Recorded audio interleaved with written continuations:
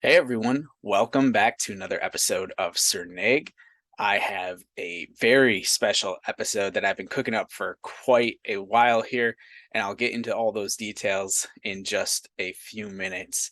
But I want to remind everyone, so at the heart of what I do on a daily basis is work with people, and how people work fascinates me. I am a talent acquisition manager at Snappy Crack, and that's my full-time job. A lot of you know me through the Leadership Academy and the work I've done with student athletes, especially on the podcast platforms that I've been a part of. But I'm super interested in connecting with people, communicating with people, how to do it most effectively, how to do it most impactfully. And there is someone who I admire a lot and someone who I've listened to over the years. And I started thinking to myself, I said, okay, this person is really good at what they do, super engaging, very professional, but also makes you feel like you're part of the conversation. And I said, they've been able to build an audience. And as a result, they've been able to build a career doing something that they love. So I started asking myself, what can I learn from this person? And over the course of the past couple months, I have started dissecting episode after episode, interview after interview, anything I could find on this individual. This person's name, excuse me, is Taylor Rooks. Taylor is a reporter journalist. She is most known for her work currently at Bleacher Report. She also works for Turner Sports, does a lot of reporting for the NBA, and recently just got assigned to Amazon's Thursday Night Football, where be doing coverage for that as well. Taylor is, in my opinion, the GOAT of interviewing these days. She's so good at it. Every single time one of her podcast episode comes out, it's the first thing I listen to. A lot of times I get to listen just for joy, but like I said, over the course of the past couple months, I've really been taking a deeper listen into her episodes and into other interviews that I could find on YouTube and so on, because I really wanted to understand what makes Taylor so good. Why do all of these amazing professional athletes talk to her when I haven't really heard many of these athletes talk to anyone else at at any point in their career.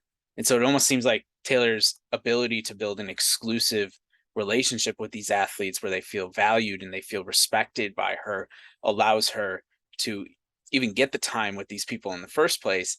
And then you hear the interviews and you hear the stuff that they talk about in these interviews, and you're wowed by it.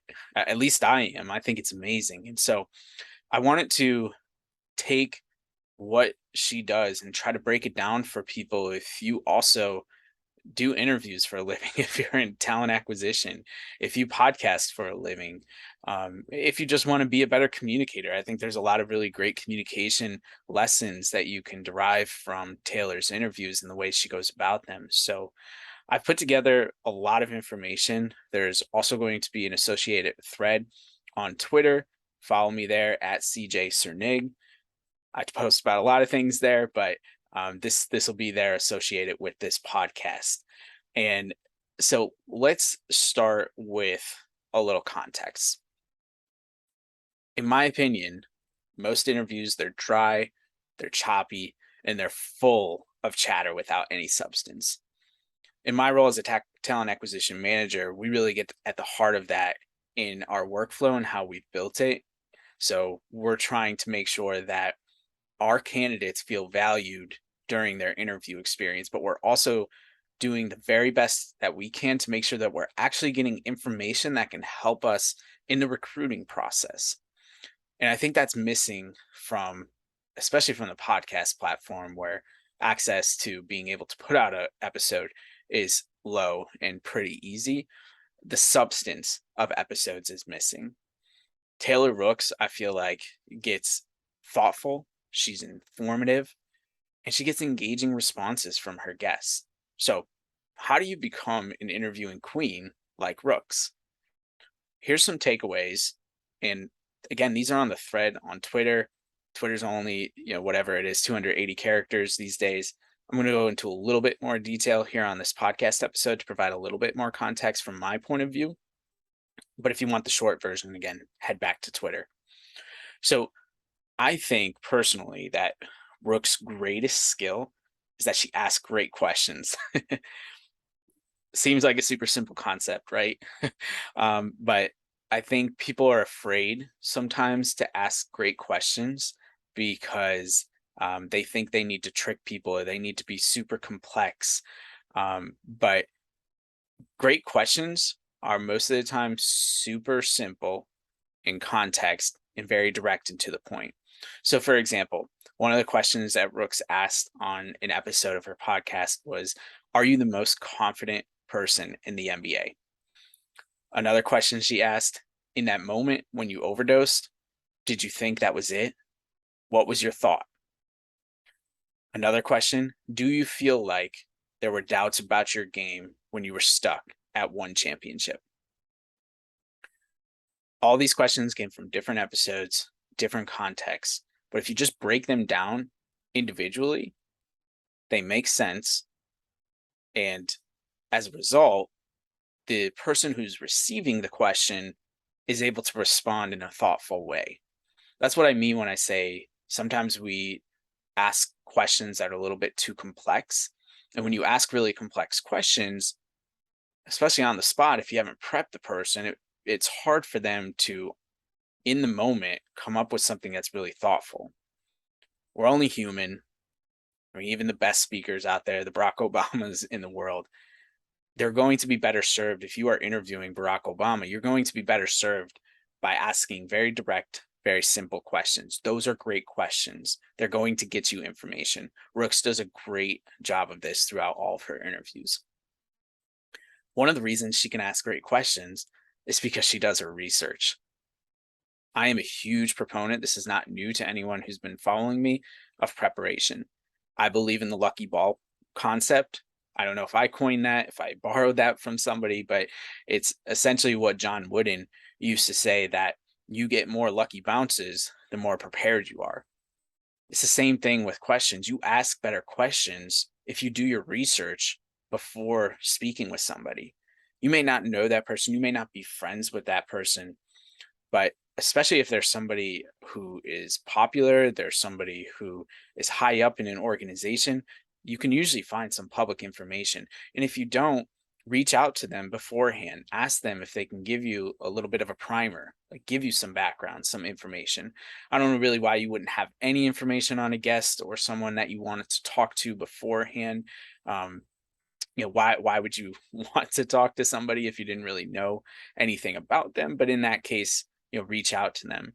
You can also ask friends. You can utilize social media. Rooks does all of this in her episodes. She'll make note of it. She'll say, "Hey, I was talking to so and so," or "Hey, I was looking through this interview on YouTube, and I was reading this tweet on Twitter." And that's how she gets her questions. She does her research. She comes in prepared, and she's able to ask really great questions. I also made note here that, like I said, she'll listen to other interviews conducted by her guests.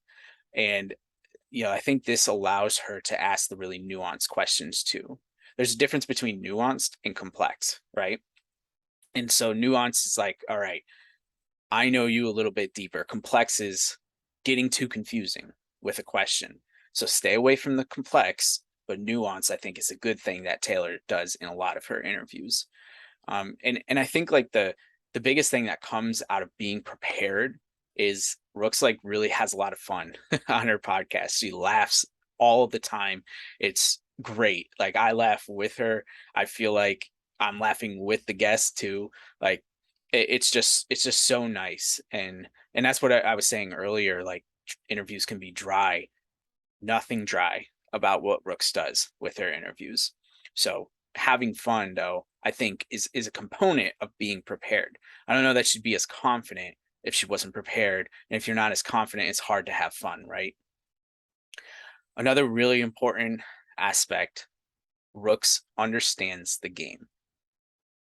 I'm talking about all the games that she covers, right? Basketball, football.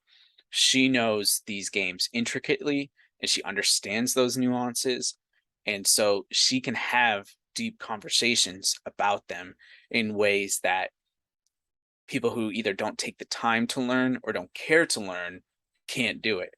Like, I'll go back to Barack Obama. If I wanted Barack Obama on my podcast and for some crazy reason he said yes, and I didn't know anything about what he did as, let's say, president of the United States, and I didn't know anything about what the president of the United States does and what they're supposed to do, I don't know how great that interview is going to be, even though it's Barack Obama, right? Like, he can only make up for so much. The person who's conducting the interview, they really have a responsibility in owning what it is. When I talked about earlier in that workflow that we built at Snappy Crack, and so we go into interviews and we know we're going to get information. We're not hoping we get information by asking the right questions and just having a good day. We come prepared with a scorecard. It's not um, super robotic, but it's at least a guide because we're all humans, right? We're going to forget things. Um, Rook's having a deep understanding of the game. I think that's a huge point in why she's so successful. She also does a terrific job of asking clarification questions. And through her, Taylor, if you ever listen to this, I just want to say this is probably the biggest thing I have learned to do, like in my day to day, is ask more clarification, more clarifying type questions. And that's because of you. So thank you for that. Out of all these lessons, I think that's the biggest one I personally have taken away from this. And when you couple the clarification, the clarifying questions with the understanding of the game, that's what makes Taylor Rooks an expert worth speaking to. That's why all these athletes, they want to open up to her because they know she's a trusted ally and asset to them. And I don't, you can't understate the value in that. I mentioned earlier that Taylor Rooks also makes the listener feel like they're in the room with her. She has a very conversational tone throughout her interviews. It was just what I was talking about a couple moments ago. They're not strictly scripted, and so that allows for some fluidity that otherwise you wouldn't have. And again, that's going to go back to the preparation piece, right? So, like, all of these things tie in together and they almost have like a domino effect, right? And so I hope you're starting to see like how these building blocks are adding up to Taylor Rooks being the GOAT. I also think that, and I wrote this in the Twitter thread, that her human touch allows the guests to open up a little bit more. They can be a little bit more vulnerable. And as a result, that just means better content, right? We don't want things that are, or at least I don't. I don't want things that aren't deep. I want to get to know somebody. I want to understand a concept more. I want to take things away. And I don't know if you can do that when you're just scratching the surface level, whether it's with an individual, an idea, a concept. I think being able to get deeper is more effective. Some additional strengths from Taylor's interview style include asking open-ended questions, asking interviewees, excuse me, to think critically, drawing insights from her resources, and building off of dialogue within the conversations. So I'll break down each of these. Asking open-ended questions. This is probably the number one thing that I have to coach on new hiring managers, new people who are interviewing for the first time. You don't want to ask a yes or no question, um, especially in an interview, like for a job. But even in a podcast interview or a television interview, whatever it is, you don't want to ask somebody a yes or no question because they might just answer it yes or no. And then you have to try to think of a way to follow up. What you want to do is like ask a question around, like, tell me an example of a time, yada, yada, yada, and make it open ended so that they can respond in a way that is like, did you enjoy the game? Yes or no. Like, you're not even saying yes or no. You can just say, did you enjoy the game? That's a yes or no response in most cases. it's not really an effective question. That's not a great question, right? Taylor Rooks would never ask something like that. Asking interviewees to think critically. Sometimes she'll come out and just say that. She'll be like, hey, I'm going to ask you to dig deep a little bit here. I'm going to ask you to think a little bit critically. She'll sometimes do it a little bit more subtly, where she'll take a moment, like I showed you, or I talked about that question where she was talking about there were when you overdosed. What did you think about it? What was your thought? Take a really personal, deep moment and ask them to reflect on it. And she's good at like giving that space right in that moment for that person to think and for them to clear up their thoughts and everything. Like, I think she's really good at that. Um, Drawing insight from her resources. We talked about this earlier, whether it's social media, whether it's peers of the person she's talking to, interviews that they've done prior to talking with her. Preparation. That's probably the biggest takeaway of everything so far, right? Preparation is so important.